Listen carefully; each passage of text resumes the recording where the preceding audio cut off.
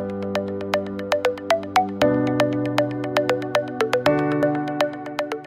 morning, everybody. Good afternoon, good evening. We are the Global Innovation Management Institute's think tank, and we bring together speakers, which provides us knowledge, insights, actions, and even results that we're delivering around maybe three types of topics. One is trends, where is the world going next? One is innovation management. And then when you look at specific topics in geographies, locations, corporations, and other parts of the world.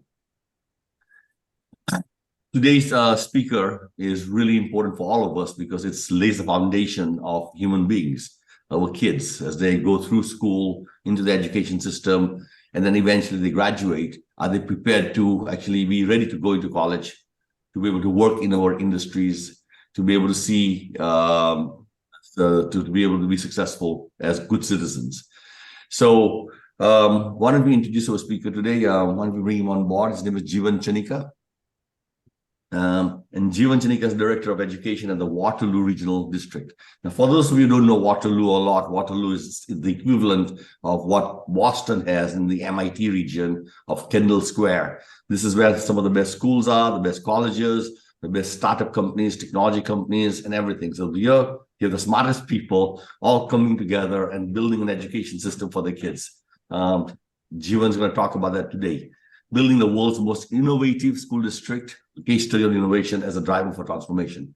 I'm going to let Jeewan really introduce himself and all that in more detail, but I'm going to ask him to come on board and we can talk to each other side by side. So, Lara, let's. Hi, Jeewan, how are you? I'm well, thanks. How are you? Very good. Tell us, Jeewan, where are you now video conferencing in from on this particular meeting? So yeah, Waterloo region. So as you noted well, the innovation hub for Canada. Excellent. And Jeewan, give us a little bit of background about yourself. How did you get started in education in the first place? I mean, what was your schooling? What kind of diversity of schooling did you have that suddenly brings you into the K through 12 education era? I'll try to give you the short version of that answer. But so I was born out at West in Calgary. With my parents, we moved to Trinidad, which is where my family is from. I went to a Hindu elementary school and a Catholic secondary school. And then from there, I moved back to Canada and came to Toronto in my late teens and started sort of my trajectory there. I went to York University and did my initial degree in culturally appropriate forms of mediation and bargaining. And then went on to work. I started off, education is actually my second career. I was in the community and social work sphere before, and then started working to support students who were having a hard time staying in school. And I had a couple of people say to me, you need to become a teacher. And I was very resistant to the idea and eventually did it. And then went on to be a teacher, be a literacy lead, a behavior resource teacher, then vice principal, centrally assigned principal. I worked at the Ministry of Education, superintendent, and then now director. What a background. I mean, it's like a foot in four continents almost, right? I mean, in terms of cultural background, whether Indian, whether Trinidad Tobago, whether Canadian. What other parts of the world have you actually practiced teaching or helping? Yeah, sure. So I've actually worked out in the UAE. So I worked in Abu Dhabi for a couple of years, and then I've worked in Dubai for a couple of years. And then I've also supported international at the international level around professional growth and development for educators. So a couple of years back, I was out in Denmark doing some stuff with education staff out there. And I continue to support in different parts of the world until now. That's amazing. So even more continents and even more travel around the world with different cultures. And that's the same need. Every parent wants their kids to have the best education, to give them the best start possible. Yeah, absolutely. In 2019, I was out in Scotland. With TED, the TED series, so TED Talks, and so they for the first time chose a cohort of senior education leaders from around the world. There was about 20, just over 20 of us. Typically they stick to educators and classrooms. And so they highlighted about 20 of us as being some of the most innovative educators in the world. And so I went to Edinburgh and did my TED Ed talk there. Jeewan, you must have been the youngest of the senior innovators out there. Certainly. Jeevan, just a question inside here. I mean, one of the things on innovation that we talk a lot about, and we'd like you to, even as you talk about things you touch on, is we call this word, we use the word polyglots. People who have got multidisciplinary backgrounds, multicultural backgrounds, so that they're kind of chameleons. They can blend into multiple different environments and connect dots in very interesting ways. Seems like you are one of those people, and we see again and again people who've got this sort of backgrounds are also, if they're prone to action, they have lots of ideas and they also execute really well and they get great results. And I think that's what you're going to tell us about today.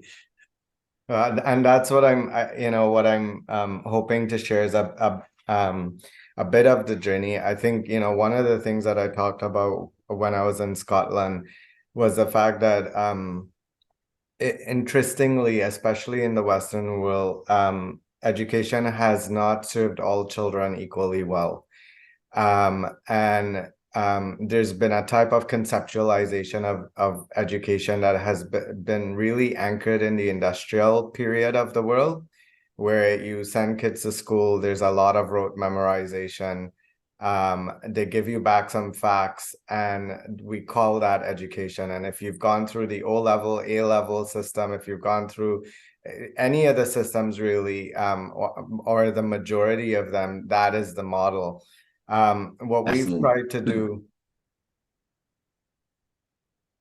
sorry, I was saying what we're trying to do is to be able to take some of the best pieces from different parts of the world, as well as add new layers of thinking, because really what we have to start thinking about is where children will need to lead from when they graduate, not where we graduated into. And so really being able to shift the education system is a gargantuan task, because every step is against the way that it has always been. And so in our system, we don't talk about 21st century education. We talk about preparing students for the 22nd century. Excellent. Ewan, so I'm not going to hold you back anymore. You got a great presentation. The audience is dying to hear from you. So, well, why don't we give you a chance to share your screen and start your presentation, and then at the end we'll have Q&A again. Okay, awesome. Thank you. So with that, you guys, jeewan, chanicka, and let's really pay attention to this. This affects all of us and all our children and grandkids and everything into the future. So it's something each one of you can learn from this example, and maybe you can take it to your own home countries. Thank you. Okay, so I'm gonna apologize upfront in case any little technological glitches happen. So I'm trying to just make sure that I share so I can, for some reason it's not sharing in presenters mode. And we checked it out this morning, and of course now it's not sharing in presenters mode. 1 second. No worries. I can keep on talking while you figure things out. So, well, we were just for the audience, about 8 years ago, 9 years ago, we wrote a case study with President Clinton. Basically it was about some of the issues of education, and they really focused on the K1 through K5. 0 to 5 of kids for education also. And the belief over there was parents who talk to their kids more actually allowed the brain to grow faster at a young age, and people who were not wealthy had to go to work, so their kids were not actually exposed to the parents talking to them. So even the words that you use with your kids They say that the average wealthy family is able to spend 500,000 words by the time you are about 5 years old. And when you are not wealthy and you have to work and you got other things to do, you get about 50,000 words. And then as a result, the brain doesn't grow as well, connect the dots as well. The synapses don't work as well. So part of this is also food, nutrition, and it's not just a curriculum. It's also what people eat and how much time they have to do this kind of things. Jeewan, it looks like you're ready, or you're still working on it? No, well, it's good now. Okay, so with that, I'm going to stop talking and it's Jeewan's floor. Thanks so much. I want to say thank you for the invitation, and also to in Waterloo region, we begin by acknowledging the land on which we are situated as part of our commitment to truth and reconciliation, and the history that we have in this part of the world with the first people, the indigenous people of this part of the world. Formerly, where Canada is situated was known as Turtle Island, and the land on which Waterloo region schools and buildings are situated on lands that were traditionally stewarded by the Haudenosaunee, Anishinaabe, and Chinootan peoples. We acknowledge the work that they have done as land and water protectors to be able to protect the land and water for us, and the work that they continue to do today to help us to be able to live in a good way and in relationship with the land and with one another. So I want to start off with this, just couching us around this definition of innovation. And I know Grayson is here, and it's rare that I will give him, I'll quote him, but in this case I will, to say that he talks about innovation as something that you're really good at, plus something that you've never done. And then when you add those together, it creates value. So in short form, it's expertise plus experience. And so some of the things that we're talking, and Hitendra, you spoke about the idea of people who are polyglots. So to situate myself, I come from very mixed ancestry. My ancestry is Black, it is brown, it is indigenous, and it's European. I come from a family that is part Christian, part Hindu, part Muslim. And then there's the indigenous pieces in there. So we literally have everything as part of who we are. A lot of what I'm sharing today is my story that I'm sharing, but I really want to begin by situating the fact that I am because we are. And so on the screen right now, you see the three other members of what is our leadership council. And we are together the foremost senior leaders of the district that we support. We are a kindergarten to grade 12 system. And so you on the screen, you see Yusuf, Scott, and Graham. We work together, and we serve immediately a leadership team of 23. And then we have a much larger organization. Everyone's always working together. And so while I am speaking about my experience, none of this is my own discreetly. It is ours all together as a team. So who we are as a school district, we have 123 schools and about a couple more sites. So I would say approximately 130 sites. We serve approximately 65,000 students and have about 10,000 staff members. So we are probably the largest public sector employer in the region. And we, as you had mentioned right at the top, located in Canada's innovation hub. So in the province of Ontario, we're one of the larger districts that exist. When I joined the district, this is now my third year. So when I joined a couple of years ago, I think and I came in on a mandate of how do we begin to shift public education so that we can begin to create the conditions for innovation and begin to shift it towards the 22nd century. I was walking in about 3 years ago now during a global pandemic where education was also dealing with some of the largest challenges that we've seen in the world. Never before have we kept schools open during a pandemic, and many of us were able to do that. But for me to be able to create the conditions for that, it meant being able to start from, this idea of all my relations and how do we build relationships with the people that we serve. So what that meant for me was getting out to schools, even though we were in a pandemic. And the irony of it was that because of the rules that we had for the pandemic, and even though I was the director, I was classified as non-essential staff, which meant I couldn't go into the schools. I could only go outside the schools. And so I made it part of my what I did was getting out to every single one of our about 130 schools and sites to be able to meet with staff, to meet with students, and to be able to get to really know people. We are as a school district supported by a team of elected trustees. And then we have multiple unions and professional associations that we support. So all of that is part of the context for our region. And so that included something like about 50 one-on-one meetings, getting out to 130 schools and sites. And then there's the other piece, which is recognizing that school districts and schools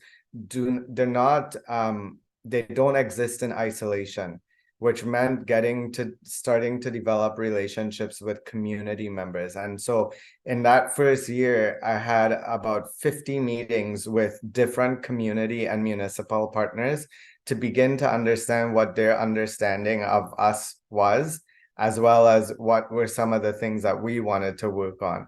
And all of this was happening in the first year during the pandemic. And so I wanted to just share this little clip right now that just shares a little bit of what that looked like.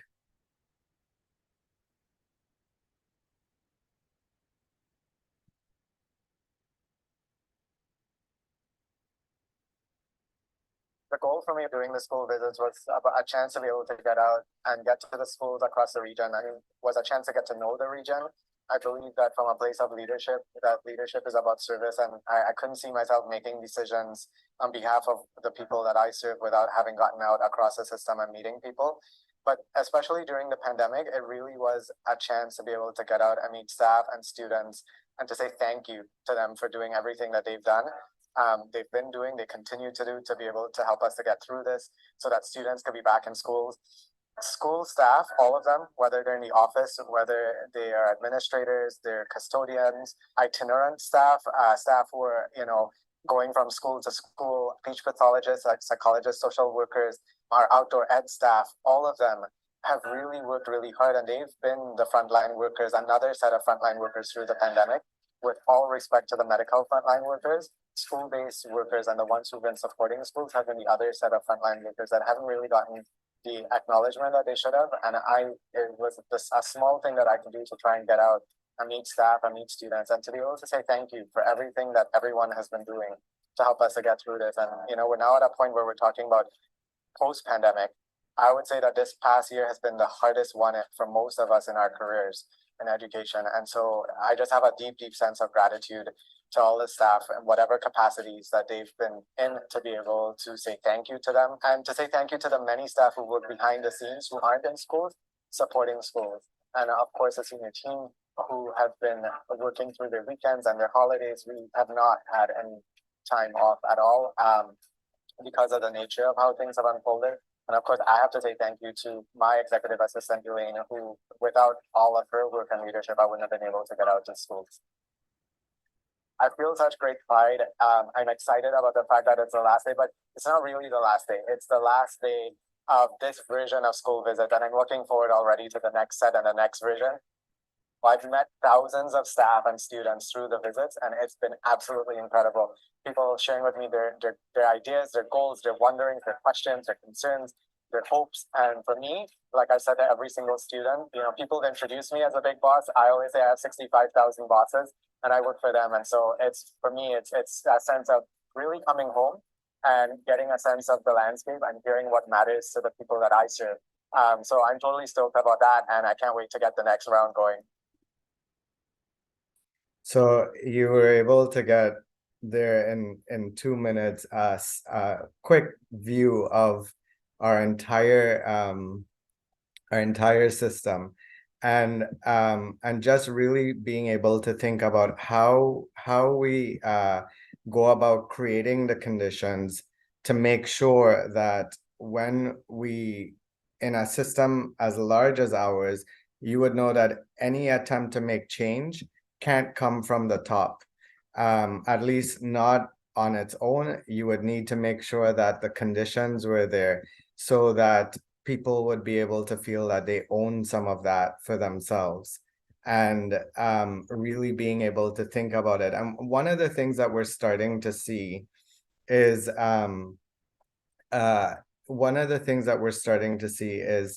that now, because of this type of approach for building relationships, I'm starting to hear from people at all levels of the system saying, hey, you do things this way.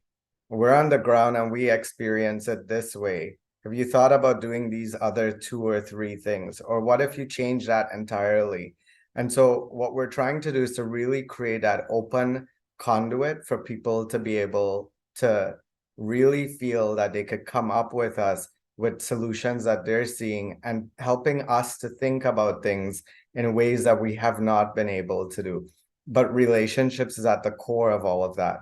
So we started there, and at the same time, we were also getting to a place of where we had to start thinking about what does a strategic plan for us need to look like, because we were ending one strategic plan and the trustees were supporting us to get to a new strategic plan. And so we had a really interesting opportunity, as well as a challenge, because again, it was during the pandemic.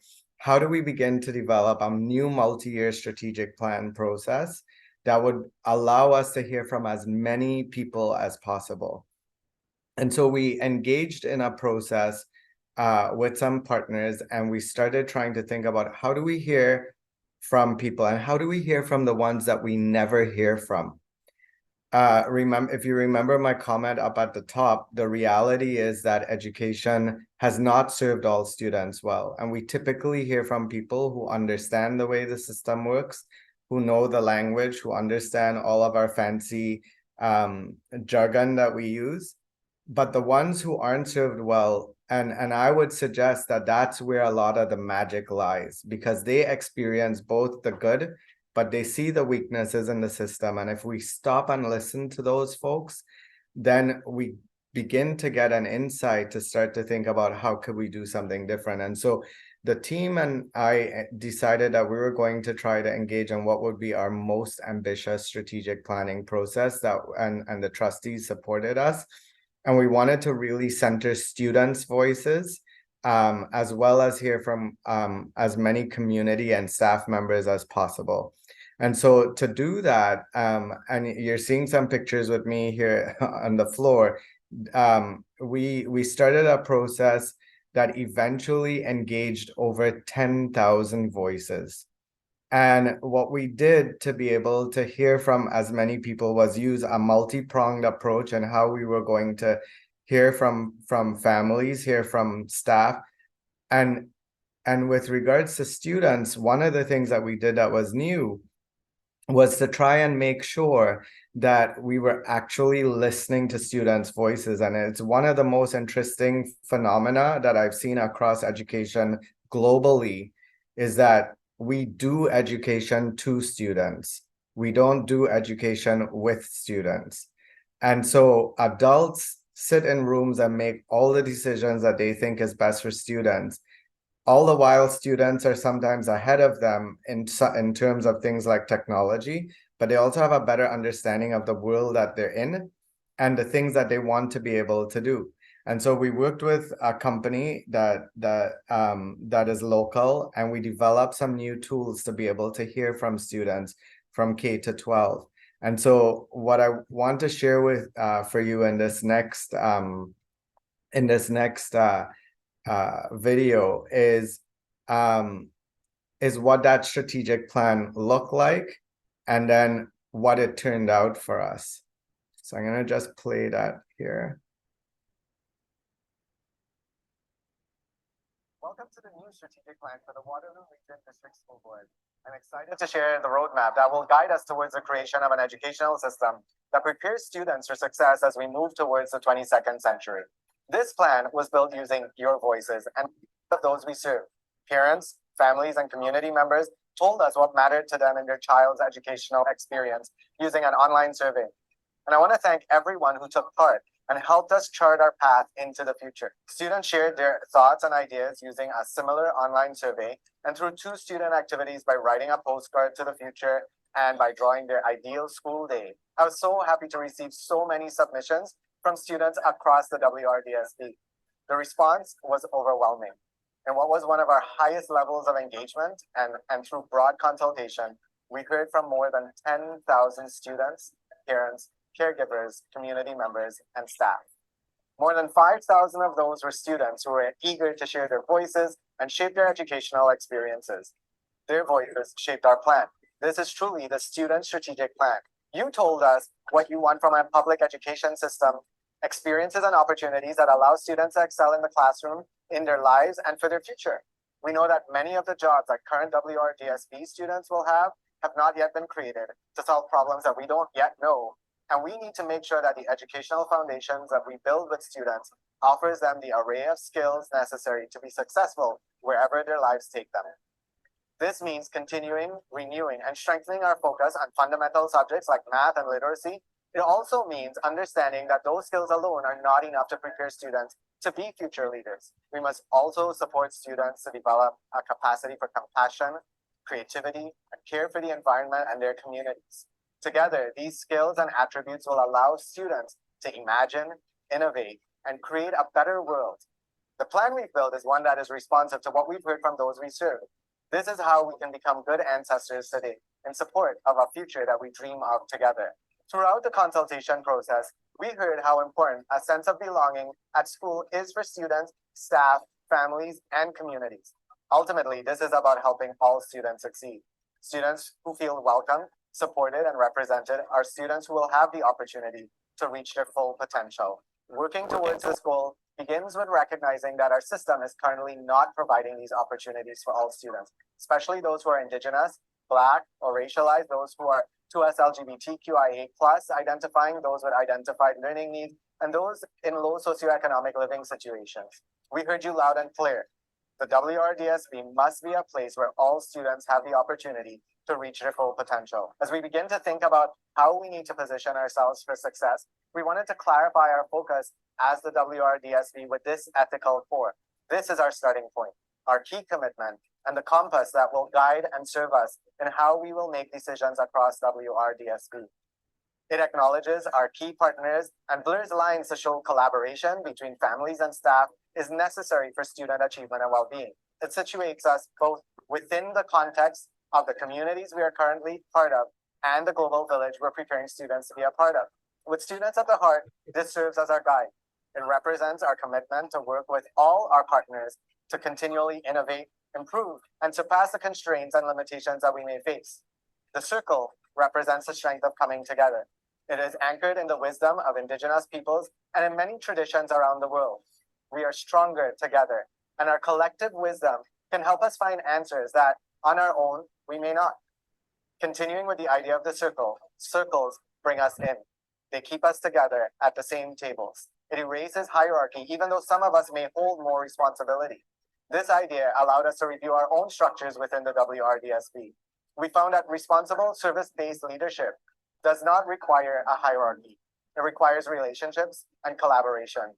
The wisdom of the circle requires us to think about how we come together at all levels to support one another in achieving the directions as they've been set out through broad community, staff, family, and student consultations.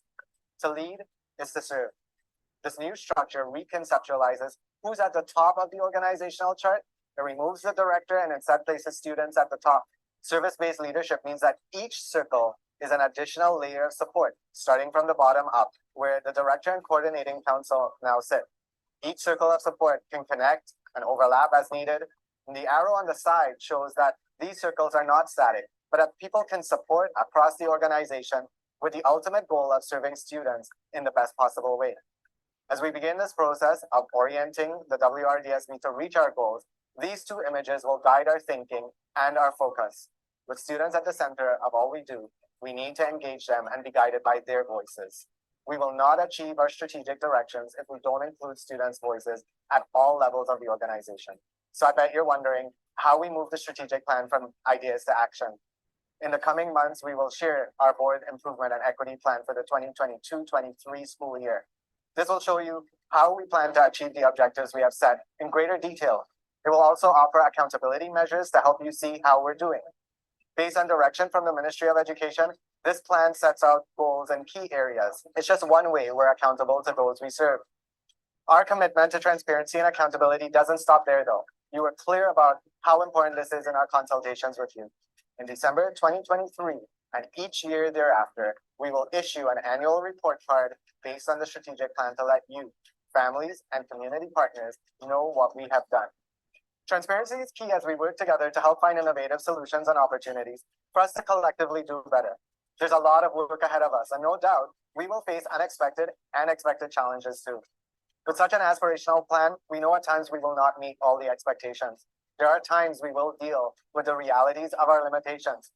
This work is hard and necessary. I hope, though, that you will join us in the important and rewarding service of educating and preparing students for their futures. We all want to create a public education system where every student knows that they belong, feel supported, and is able to achieve their fullest and highest potential. And so what you're seeing there is really us beginning to lay the foundation for what is complex organizational change in a public institution, with the goal of really trying to think about how we're going to actually begin to create foundations and have the organization begin to work in a very different way. The idea of flipping the hierarchy was a huge one. We heard a lot from community, but it was also about repositioning the organization as being in service to children, as being in partnership with community, and then starting to think about how do we begin to make infrastructural changes so that these things all begin to work together. What you're seeing because for me as the leader and for us as the key leaders of the organization, the question that we had to ask ourselves is, how do we bring a vision like this of shifting public education, given the large scale of the organization, so across 130 schools and sites, 11,000 staff, how do we begin to do that in a way that fosters innovation through the system, that allows schools to begin to think about local solutions, but still align to the overall goals of the organization? And so what it meant in year 2 for us was a significant amount of restructuring that we took on. And what you're seeing here is not only the structure, the flip of the organization, but if you were to click on each circle expands, and these are all the different folks who are supporting. And so the idea of it takes a village to raise a child, this is the idea of what that looks like in the modern context when we flip to those circles and create a process where people can start to share from various places. It led to us creating a new vision and mission for ourselves, where we were identifying very clearly what it is we wanted to gain out of it, and what was aspirational, and what was the accountability that we were holding ourselves to. And I would say to you, in public education, accountability and transparency are some key pieces for us, because there's been a long history for many communities where they don't believe public education will serve them well. And one of the things that we heard through all of the consultations, you guys love to consult with us. We don't know what you do with it afterwards. nothing ever changes, and then you come back and consult with us. So you treat us like a checklist. And so what you would have also heard in the video was a commitment to how we were going to change that, to begin to report in much more transparent ways, not just the things that we're doing well, but also the things that we weren't doing well, so that we could make sure and continue to build those partnerships within community. The other strategic shift that this allowed was that we are no longer trying to do this by ourselves. Because when you situate yourself as being in partnership with staff, students, and community, all of a sudden, you don't have to own all of the answers or all of the solutions. You could then begin to convene teams that look like that are multidisciplinary, interdisciplinary, where people are located in very different places, where they can bring their experience and their expertise together and begin to rethink what that looks like. So we engage in large-scale restructuring at our level, at the top level, again, with the question, how do we make sure that the system facilitates the innovation and the moves towards an innovative system that we want? And so you saw the ethical core. And what this means for us, as we intend to be one of the first systems, if not the first, at our scale, right? It has happened, with individual leaders and individual school sites, that really centers student voice. This is the first strategic plan that I'm aware of, where more than half of the voices that created the strategic plan came from children from kindergarten all the way up to grade 12. And that really helped us to start setting our priorities. A lot of times in education, we talk about student voice, but really what we do is we explain away student voice, or we select the parts of student voice that we agree with, and then we do away with the rest. What that has meant, one of the first things that we have 2 student trustees who sit alongside our board of trustees. We changed the entire process for selecting, and now all of our students at the high school level, they actually engage in voting for those student trustees, those student representatives. But you also know that those electoral processes only, again, reflect one part of those many voices. So we have now convened student roundtables, and one of the big shifts that we had, we recently created a student dress code policy that 200 students were a part of, helping to redraft and for it to make sense for them, alongside all the other consultation that we would do in a policy process. We have now situated a brand new person in the director's office, whose sole responsibility is around student voice at all levels of the system. We have our superintendents of schools who oversee families of schools or groups of schools. They're now beginning to consider how to include those voices in school improvement plans.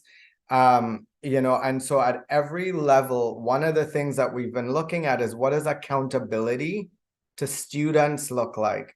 And so as the director, I've begun to, I routinely now put out videos to the students where I explain to them what we're doing, and where I share, based on the feedback that they've given, here's the steps that we've taken. And this is how you begin to build an invested student body.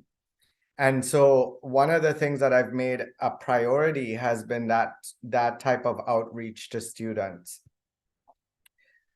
As a result of this new strategic plan, we have created a North Star. And one of the things through the realignment of our entire system is bringing the school side and the service side together, focused on this one thing that will take us to our mission and vision.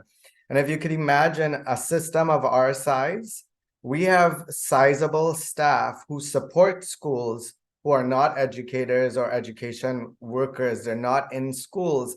But these are the folks who plan to build schools, who build schools, who are doing, all the infrastructural pieces, all the financial pieces, purchasing of resources, school transportation, all of those things. So we've now begun, and with the restructuring that we've done, we've begun to bring all of our leaders together. One of the first changes that we made was that any senior leader whose decisions eventually will impact students, they now come together, and we started this 2 years ago as our senior team, our full senior team, which includes our superintendents of schools and all of our senior managers. And so we come together, and then typically every other month we meet with all of our leaders across the system for operational matters. But in doing so, to stay clear that this is the goal that we're getting towards, because public education, we have been able to predict outcomes for students by identity. And that's something that we want to make sure that we are not a system that operates like that anymore. And so as we've continued to do this work, we started looking at, so now you have 3 parts. You have students, you have staff, and you have families and community.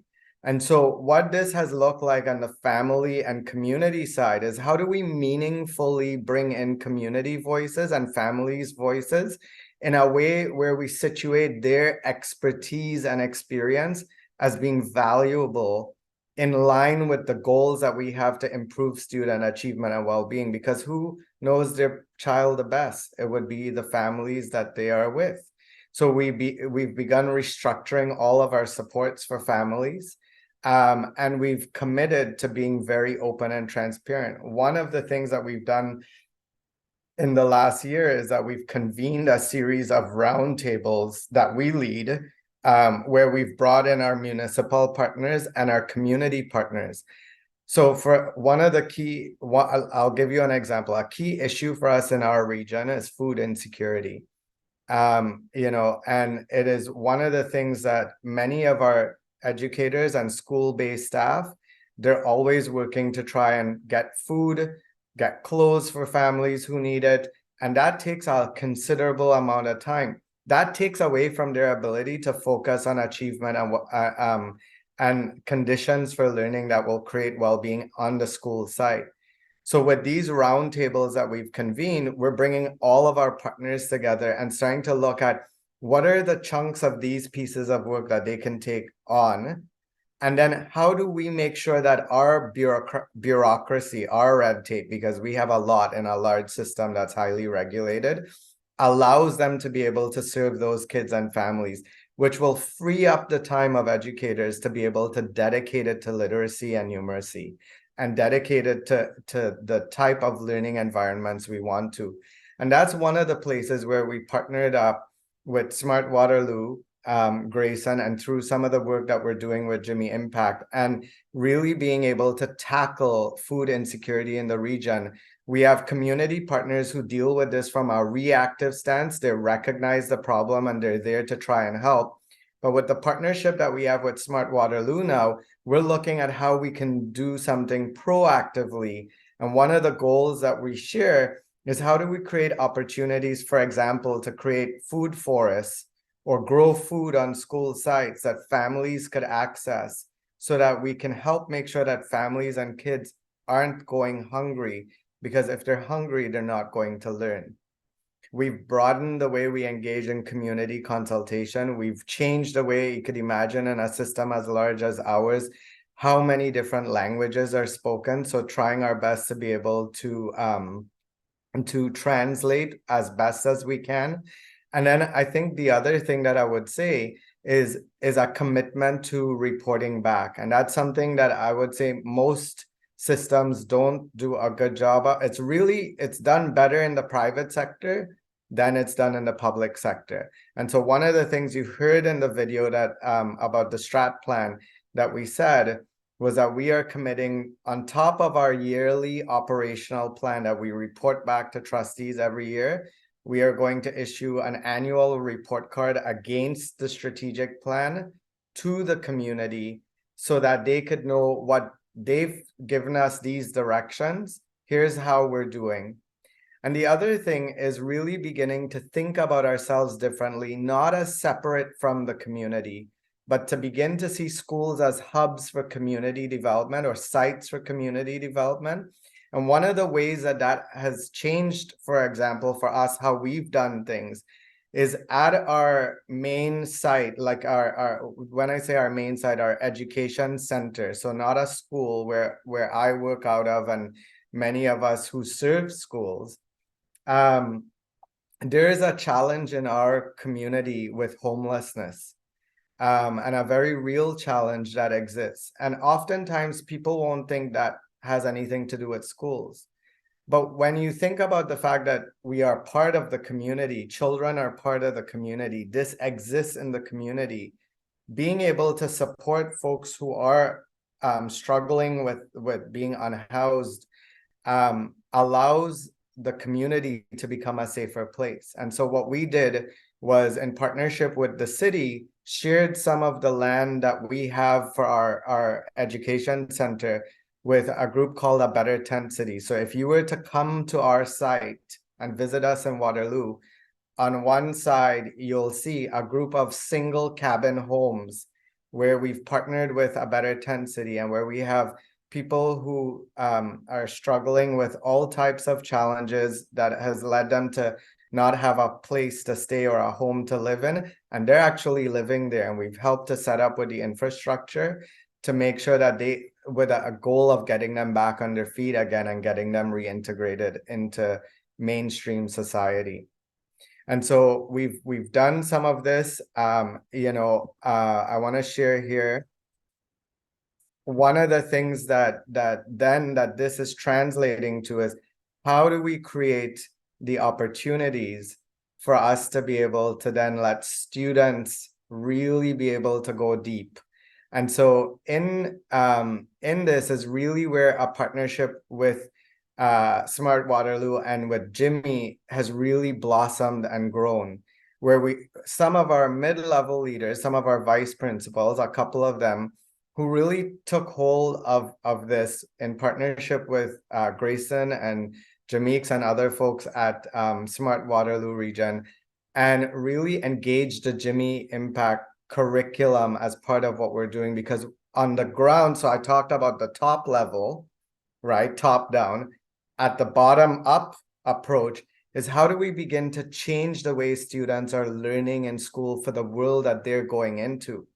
And so we have, some amazing leaders who sat and worked this through with Smart Waterloo and began to look at ways of moving away, for example, from in high school, from subject-based learning. So you're not learning math now, you're not learning English now, but instead, how do we have students identify a problem in the community that they want to be able to solve? And through solving that, meet the curriculum expectations that are literacy, numeracy, and all those different pieces. And so we've now seen this grown over, it's now at, I think, about 10 of our high schools. And in that process, we have almost 1,000 students who've been a part of this. And so now what's starting to happen is teachers are starting to come together and say, wait a minute, this old way that I was teaching math as just a subject and English as just a subject doesn't really work for the world that kids are going into. And through this partnership, and now what we're starting to do is to shift that into middle school. And so the video that I'm going to share here is like 2 minutes. You're going to see where we have some students from grades 7 and 8 who engage with this GIMI learning and engage in design thinking. And they created an event that brought, hundreds of people to the school. Everything that you see in this video is being led by students. Everything that was created by students, and it was done through their learning. So meaning they're meeting all of their curriculum expectations.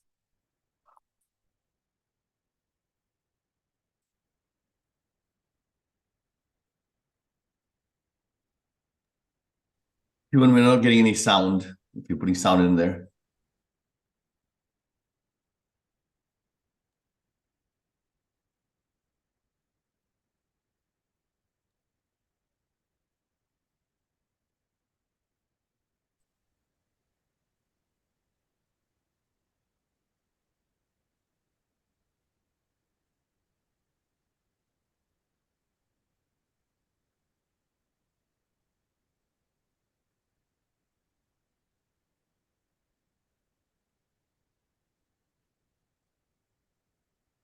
And that happened at one of our schools where I think. called Grow, and where students were able to really engage with that, and it helped us to be able to bring in a lot of the community through that process. What's starting to happen now, like I was saying to you at the beginning, is that we're starting to hear now more from community, more from others who are able to help us begin to think about how we're going to do things differently, and what are ideas for us doing things in different ways. It also meant that we had to begin to build the leadership capacity of the organization and change the way that we're thinking. And so, we've engaged in a lot of learning. And one of those things that you would be interested in is that almost our entire senior leadership team have completed their level 1 GIMI innovation certification. And the reason why we're doing that is not just to say we have the certification, the innovation certification, but it's again to begin to think about how do we come together differently, right? And how do we begin to create new systems that will support kids for what they need, and not just continue doing things the way that we've always done it. What that has meant for me as we built their capacity is me starting to step back to trust my leaders will do the right thing, and not being one of those leaders who micromanages every step of the way. Because for innovation to happen, there has to be room for creativity. There also has to be room for making mistakes, but learning from the mistakes that we make so that we can get better as a system. And that has been something that we've been really, really working on. And so we're working on this approach that allows innovation to happen from the top down. And as we were saying, as staff are experiencing these things and students, they're bringing things to us from the bottom up. Now, when you're trying to change a system that is as old as this education system, you're not going to see changes happen immediately, because like I said, everything is against the grain. But just before I wrap up, I wanted to share with you some quick snapshots of what we're starting to see as successes. So we've begun to see, so for example, as we change our approach around literacy, we needed about to do what would become mandatory training for 700 staff members, to really help them think about literacy differently. Of the 700 plus teachers, we had about 550 of them volunteer to do it. We didn't have to tell them you need to do it. They were like, yes, we want to do this because we see the value. The other thing with numeracy, what we're beginning to see is that our scores, the Ministry of Education has identified schools that were not doing as well as they should be in math. What we're starting to see now with the funding, with some additional support for math coaches, is that our scores in math were so successful that the ministry said, we don't need to staff you to support you because you're doing this. And we've begun to de-stream both our grade 9 and grade 10 years, which means that we're no longer doing, some kids are going to university, some kids are going to college or work sites from the beginning of their high school experience. We're leaving it as open for as long as possible, and we're treating it so that all kids have the best opportunities ahead of them. We have begun to look at some of the issues of racism as they exist, and they are very real issues, especially for some groups. And how do we begin to actually change this? So we've engaged schools in learning, and what we're seeing is full school teams starting to come together to begin to identify where the problems exist in their local systems that they need to interrupt, because it's leading to those unintended consequences and patterns in identity.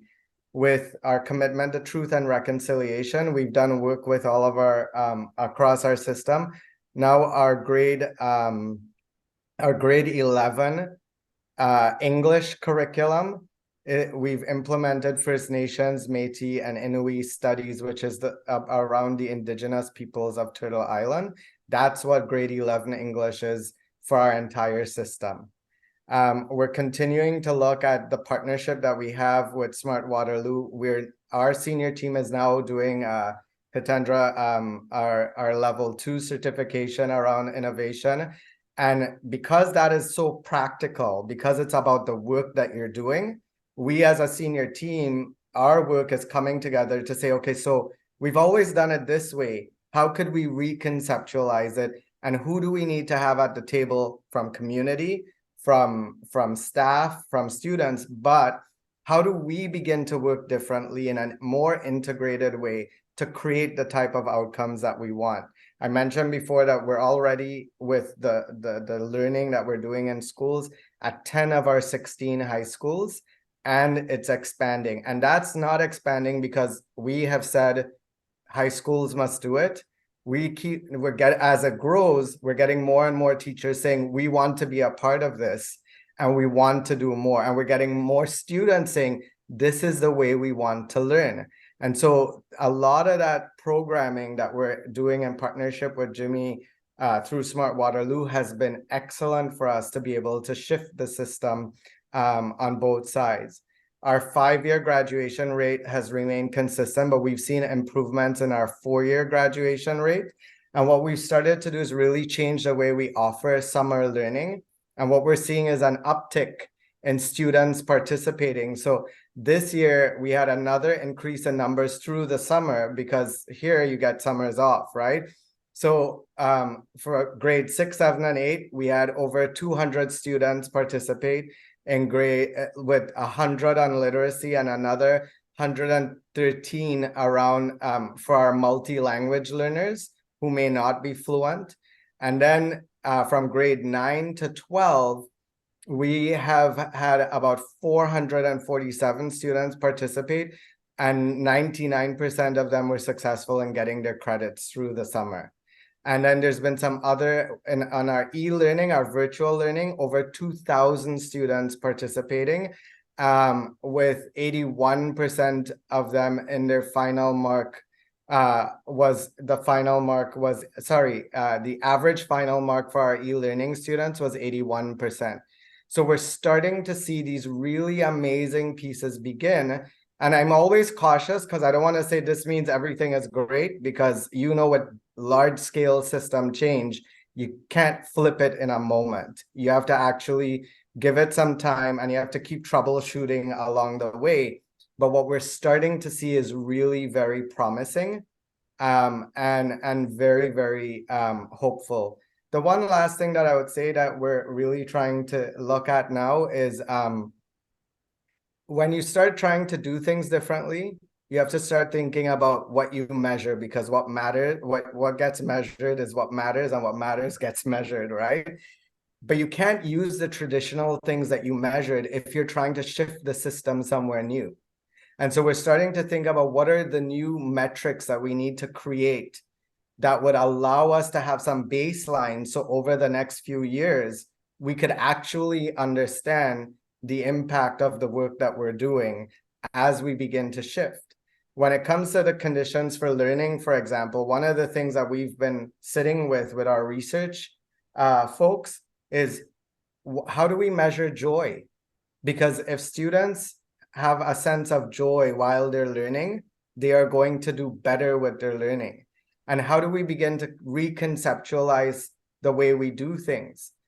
Even in the way that we're building our schools, just so you know. So as we've engaged in this, one of our newest schools being built right now is being built by an all-woman Indigenous-led architectural firm who came out and they were able to connect with community, to hear from them, to connect with students.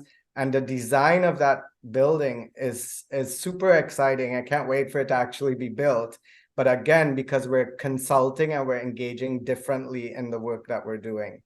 And what this is leading to, and there's some, really cool individual examples of how it's coming to life with children. So I'll share, maybe two here. Neil Mitra, who he recently graduated from one of our schools.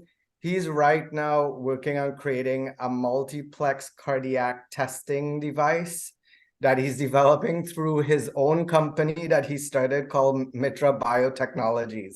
And this started through his process in high school. And, and then we have another thing that we do every year that secondary school students take part in an EV car challenge, right? So it's the electronic vehicle where they build the vehicles themselves.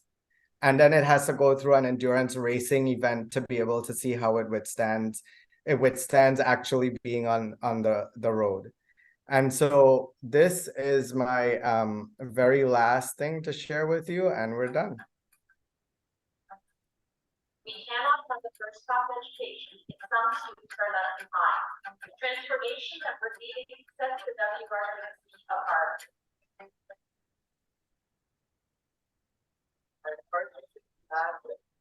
Public education system leading up to the 22nd century. Set of expected students the shade of problems the market system. The encouraging part of the system. We plan to change the nature of education.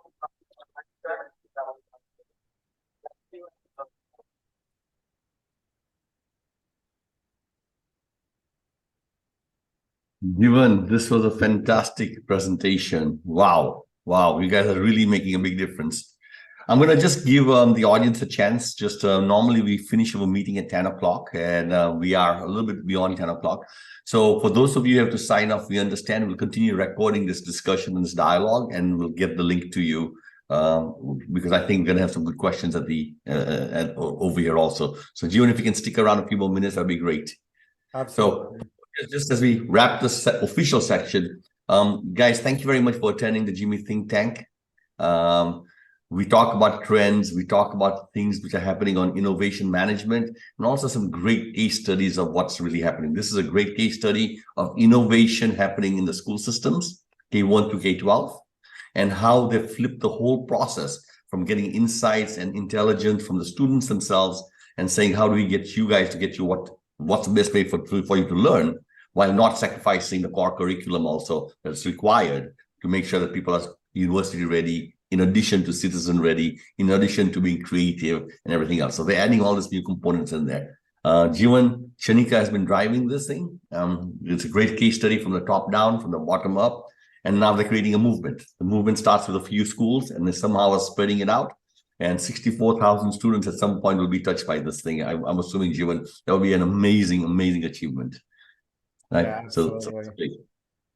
So let's continue. For those of you signing off, thank you very much for attending. And Jeewan, wow, we worked with school systems before, and they're very hard to navigate, coordinate, align. It's like a bunch of cats in a room, and all the cats kind of move in different directions. And they're all very smart cats too. So they all have a very strong opinion. How were you able to pull all these people together, saying we need a better way or a different way to get the support at the top level first? And then I'm very curious about how you got the alignment at each next level along the way from the top down, because it's clear the students were demanding it. Yeah, absolutely. I mean, I think, from the onset when I was hired, the trustees who hired me were really committed to the idea of system change. And I think that helped to be able to come in strongly. If you read any of the interviews that I did right at the beginning of being hired, every interview I talked about the need for innovating and the need for innovating in public education. I would say that it was not, I didn't have to convince people, because I think at all levels, whether it was with educators or senior leaders, people are saying enough is enough. We can't keep doing things the way we've always done. We'll keep getting what we've always gotten. So you can't, and we can't fix the problem with the same thinking that created the problem to begin with. And so it was, okay, so now what? Right? Like that, it was okay. We all agree on this idea of that we need to do better, but now what? So how do we begin to think differently? And part of that was by asking people what their best ideas were, and starting to pull all those best ideas together to look for themes and to look for things that, you know, and then also looking for some of the low-hanging fruit. What were some things that we could do that will give us some quick wins so that people would be able to see, okay, this is not just rhetoric.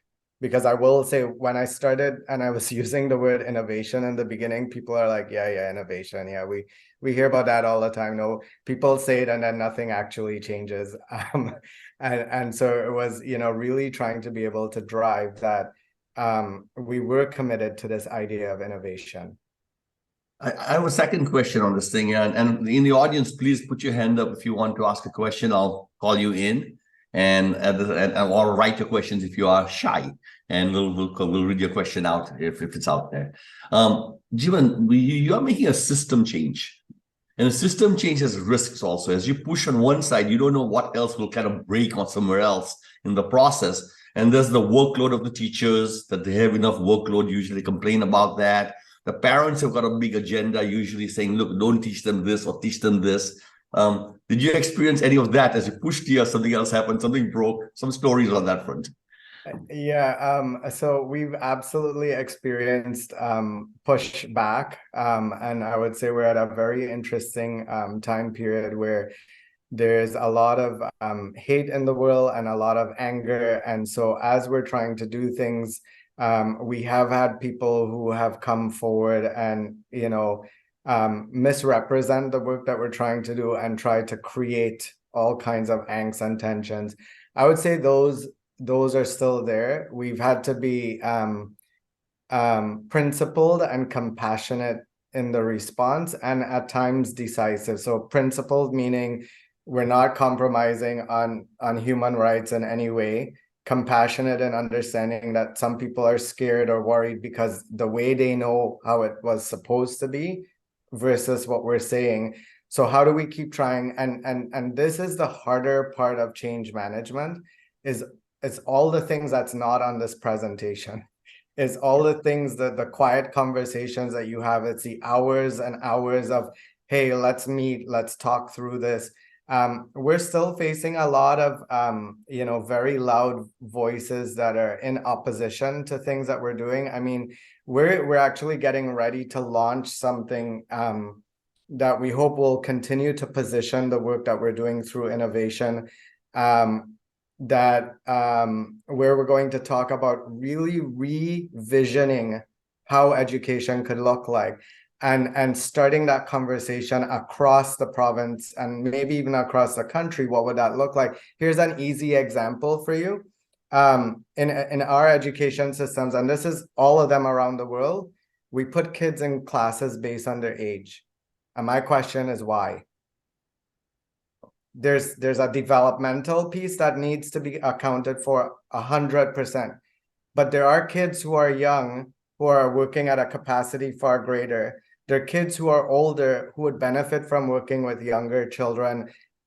Why have we made age this categoric definition of how we're going to engage in learning, right? And that had to do with an industrial system, because it was, let's get as many people out and get them into the factories doing work for us.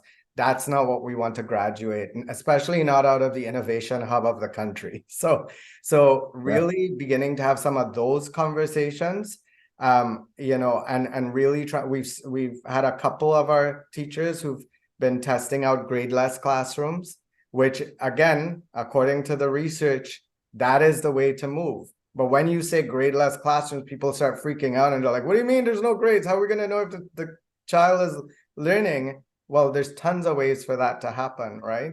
And so really beginning to think about an education system also as nurturing a whole child, right? Like, you know, one of the rhetoric that we've heard a lot is we need to go back to basics, right?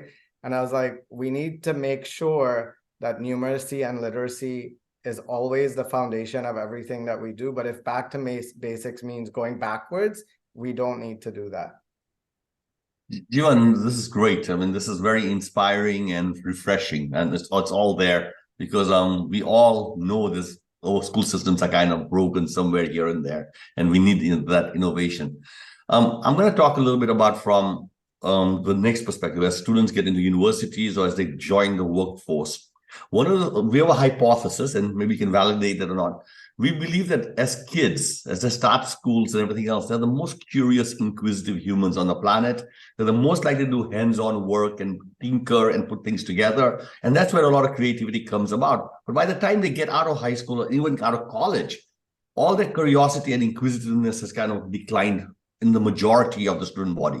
And we are left with maybe 5% who are already really inquisitive and they didn't break through the system, which says walk this way, sit this way, do it this way, and they follow recipe mode or rote mode. And we would love to see that when the child starts with a curiosity, we are supposed to maintain it all the way through instead of it becomes converges out of them. So just your thoughts on this. Is this do you believe that we have got maybe 90% of the population which could be really innovative and creative all the time, and we are taking it out of them? And if we can, what you're proposing is maybe create a nation of very curious, inquisitive adults. Yeah, and so they will solve any problem on the planet. yeah, you're not going to get any dispute from me on that. I do believe the way that and I think schools were created that way. The function of school was, again, when you want to get factory workers, you don't need them to be creative. You need them to do what their specific job was. But for the world students are going into, we need them to be creative and innovative. And so we've talked a lot about how do we maintain that joy and creativity all the way through, right? And what does that look like? And one of the things and that Grayson can tell you is where we've done this with our high school students. We've seen an uptick in that type of engagement. In fact, we've had some students who've been a part of this who didn't want to go to school, they would come in through the summer.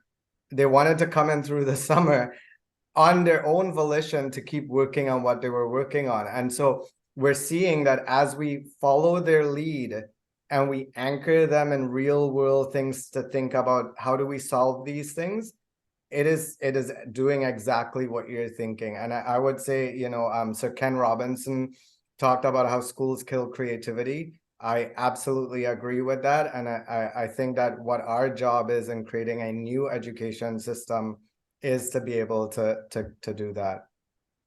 Excellent. You guys are going to get, it seems like you've started a movement. And this is also what GIMI is trying to do, is create a global movement. And we're targeting high schools, and you guys are the best case study of a high school transformation. It's amazing. We are also trying to do this in universities where MBA programs and engineering schools also teach the same way of thinking and solving problems. And we are then also going to corporations and then ultimately governments. And so we believe that this is critical in everything we do. And our mission is to train and certify 1 million people in the next 3 to 4 years now. Our time's running out. We said 2 years ago, 1 million in 5. We need to get that very soon, right? I think you guys are one platform where these numbers can get very large very quickly, considering how many students are in Canada, how many in the United States, how many in Nigeria, in India, and everywhere else. Do you see you guys exporting this thinking to other school systems? Exporting because you guys also seen as a world leader in schooling. Yeah, I think always for me, one of the things that has been critical in helping us to build this has been diversity of thinking and diversity of knowledges. So, the way the traditional sort of Western models have worked is this is the model. But there are people from all over the world who come with different ways of thinking and knowing. Why aren't we engaging that and beginning to look for this opportunities for synthesis? Maybe get rid of some things, bring in new things, all those kinds of pieces. One of the things that I've done with our senior most team is to really engage in hiring processes that engages that. And so if you were to look at our team, we're continually growing in our diversity, not just racial diversity, diversity of thought, diversity of ways of knowing. And if you were to see sometimes when we have conversations as leaders, they don't agree with me just because I'm the boss. In fact, sometimes we could have some pretty animated arguments that people would think we're like fighting with one another. And then as soon as that's done, it's like, all right, so what are we doing for lunch? Because we share the same vision, but we may not share the same pathway to the vision. And so the passion that comes out in those exchanges. And so as we're doing it and we hear from people, one of the approaches that we've taken, if we've created something and you think it could bring value to your system, we will share it with you for free. So we will give you what we've created, you take it, contextualize it for your situation so that it can work for you. And so my hope is that it does allow for this type of collaboration in an active, critical way, and then it does begin to spread. That's great. We got a question from Cristanto, Indonesia. Cristanto, if you can turn your camera on, and I'll spotlight you so we can see who you are and you can join us. Hi everybody, So- Cristanto from Jakarta, Indonesia. Thank you, Jeewan. What comes out to my mind here that we have to have champions from Canada who are implementing innovation management of GIMI in the school system. What I immediately think is how can GIMI work together with you to customize the innovation management body of knowledge for the schools, because I think Indonesia will need, but we don't have the tools. So probably it can be become a project for GIMI to customize, probably not as sophisticated as what we have in the full impact, but what matters is what works at the school system. What I learned about your story actually, what revolutionized the change is actually when the school start to listen to the customer, which is actually the parent and the students. I think that will be important point that we have to put in the education of in the innovation management approach of this for the school system. Thank you. Thanks so much.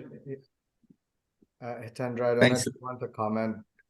Yeah, no, I think the real question here is, I mean, GIMI certainly has approaches and methodologies and all that, and they need to be customized for the level of the student and the teacher and the time they have to do, types of problems they can solve. So that's where the customization normally is, managing the constraints and making sure the problems the students attack, are safe for the students. They provide an environment that the parents don't get scared about it.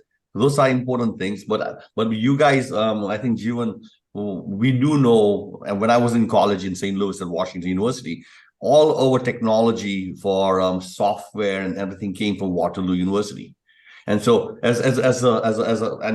we were a leading school, and yet the knowledge was coming out of Waterloo. So I can see Waterloo exporting as a franchise that you guys have got. You're a hub, you're an innovation hub yourself. So in partnership, we could go together, but you could also go by yourself, of course, because you have the flag of that. But we'd love to be able to help you export this thing to other parts of the world as you succeeded and maybe franchise it better. And at the same time, we can use your case study to go to Indonesia alone or together. I would prefer together, and do more to and be able to accomplish something. Back to your philosophy earlier on, what you said, together we can, right? It's together, well, this is going to be solved.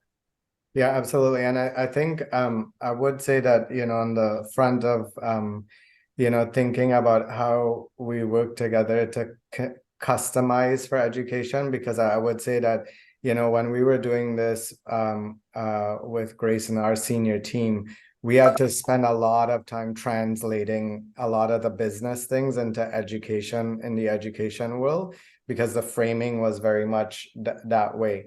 And so I think those are some places that it could really look at. And then, I would say that, potentially, so from my perspective as an educator, I'm not a big fan of exams. So I would say, level one, what could be another way that people could show that they've gained a learning that's not necessarily an exam, because it's one of the things that we know pedagogically, it doesn't actually represent a sound thing. And at the same time, as an organization, you want to make sure that people achieve a certain level of understanding, right? We'll work on that. We'll get. I think we'll use the teachers as a way to say they showed the curiosity, the inquisitiveness, the problem-solving skills, and all that. Good. I think we should work on that a little bit more, Grayson. I'm going to pull Grayson in a couple of seconds whenever he's ready. Solomon's got a question. Solomon, please turn on your camera. Tell us where you're from and what your question is. Okay, I want to. Solomon, do you mind turning your camera on so we know? There you go. Yes, And where you're where you're dialing in from? yes, I'm calling from Ghana, and I want to know that the program, is it going to have a core curriculum? I mean, that high schools can actually use, or it will be like a core curriculum or the main curriculum. That is what I wanted to know. That they are developing as a curriculum, or it will be a co-curriculum program. Yeah, I think so. What I would say is that the approach that we've taken, and so there's two things that I would share here. One, in the process of change, has been leveraging our leaders who may not necessarily be at the top or not our students, but our middle level leaders. And so a lot of the work at our high school level has been with some vice principals who have led the work. And they've really insisted that they keep the work organically growing, as opposed to us saying, this is how we are going to do it. Anytime from the top down, you say, this is how you're going to do it, it doesn't work. But what we're seeing is that as they're doing it, teachers are getting together and integrating. And so it's becoming that way. My preference is always that teachers feel a sense of autonomy while sharing that vision and goal. So we're not mandating anything anytime in the near future. But what we're seeing is as it's growing, more and more people. And what I've heard from teachers in particular, one, they said it was very uncomfortable for them because they're like, I had the binder, I knew what I was teaching, which lesson on which day. This approach threw all of that out. I was very uncomfortable. But once they work through the discomfort, what they've said to us is that they've actually had a better sense of well-being, much more personal joy and satisfaction, because they're learning alongside the students. And without fail, they've all said, and the students keep blowing our minds. So I would prefer that we keep it that organic way going, so that teachers could find their way in and they have multiple points to enter from. Okay, thank you, and I appreciate it. Thank you. Thank you, Solomon. I'm gonna pull in Grayson into the conversation also. Grayson has been part of the GIMI team in terms of driving it through the Waterloo innovation labs. Grayson, can you tell us in terms of where does this go? What are the next things that we need to do in GIMI that will help spread the message? Is it digital? Is it technology? Is it more gamification? Where does it need to go to make this more accessible, spreadable, and continue the movement? That's a good question. I think what GIMI has laid out shows that, and what GIMI methodology says is that leadership is a domain that you need to master in terms of innovation in an organization, and that's got to be driven and given the protection upstairs. But at the same time, it's that opposite of it has to be, especially in systems that are so rigid that require disruption, it's got to be bottom up. I think that just in terms of what the evolution says is that social and community innovation is something that is being pulled not just by youth, but also older youth in university and even people in the community. I think that how GIMI and with kind of the merger with IAOIP, what that looks like in the future, I think is going to be, how do we support these pathways for social innovators? How do we align social innovation and provide lifelong learning or membership and problem solving innovation from young learners all the way through to older executives?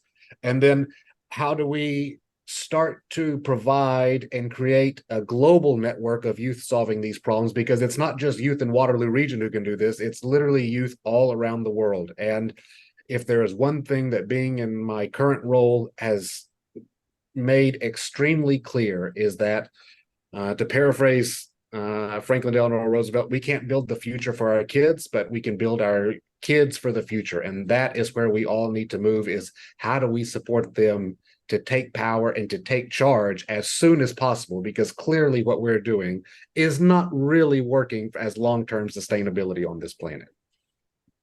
Grayson, thank you for that. Look, we are approaching now 10:30 and we should wrap up. I think people have other things they have to do, work, business, whatever.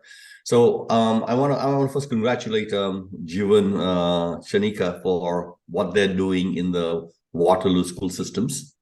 And I don't think it's an easy task, and it's courageous.